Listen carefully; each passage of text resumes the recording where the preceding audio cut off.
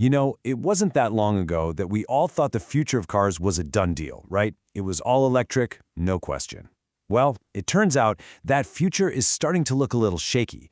There's this huge divide opening up in the auto industry, and we're going to get right into what's really going on behind all the noise. So, let's kick this off with a question. And honestly, if you'd asked me this even a year ago, I would have said you were crazy. I mean, think about it. For years, we've been hearing that the good old gas-powered car is on its way out. A dinosaur, basically. So the idea of it making a comeback? It sounds impossible, right? But the thing is, the answer is, well, it's a lot more complicated than you might think. Okay, so here's the first big shockwave. You've got the giants, the legacy automakers like GM and Ford, the very companies we thought were all in on EVs, and suddenly they're slamming on the brakes. They're scaling back their big, ambitious electric vehicle plans. So you have to ask, why the sudden change of heart? Well, it boils down to one simple, kind of brutal reason: money. They are hemorrhaging cash on their electric models. We're talking staggering losses, billions of dollars in some cases. This isn't just a small bump in the road, it's a massive financial wall that could completely derail their whole EV transition. All right, so the big car companies are getting cold feet. But that's just one side of the coin.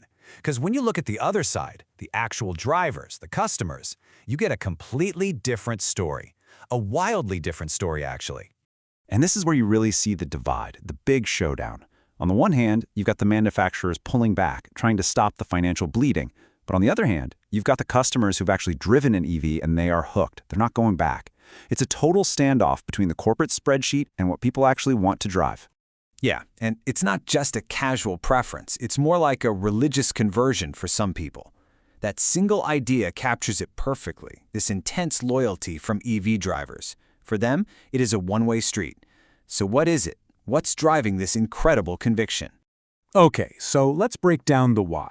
For starters, the performance is just on another planet.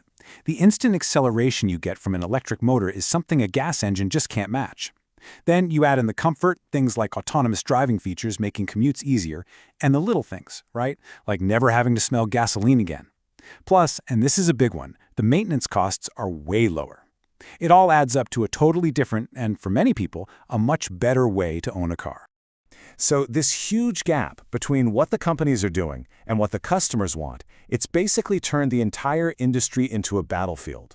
You've got the old guard, the established names, squaring off against a whole new breed of competitors. Let's take a look at who's on which side of this fight. And this chart really spells it out, doesn't it?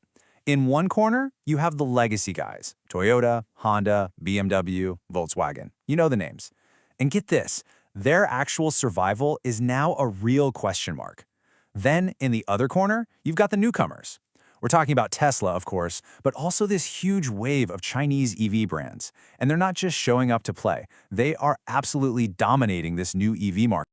But look, this is way bigger than just a fight over who sells more cars. The stakes here are enormous. The outcome could send massive economic shockwaves rippling across the entire planet. Yeah, we really need to zoom out for a second. This isn't just about a few companies' stock prices. We're talking about the economic fate of entire countries hanging in the balance. The domino effect here could be huge. I mean, just think about it. You've got countries like Germany and the rest of Europe, really, and Japan. Their entire economies are built on the back of their car industries. We're talking jobs, stability, even a sense of national pride. It's all tied up in how well their car companies do. So if these legacy giants stumble, if they can't make this transition work, we're not just looking at a few bankrupt companies. No way. We're looking at a chain reaction that could potentially shake the economies of these nations to their very core. That's how serious this is. Which brings us to the crunch time. This whole massive, industry-defining battle. It's all going to be decided, one way or another, in a surprisingly short amount of time. Just 5 years. That's the time frame everyone is talking about. The next 5 years. That's what will decide who wins, who loses, and what the future of driving even looks like for all of us. So where does that lead us? It leaves us with this one massive question. You've got the old guard hesitating. You've got drivers who've had a taste of electric and want more, and you've got these new challengers just taking over the market. So in this new reality, in this great showdown, who's actually going to make it out alive?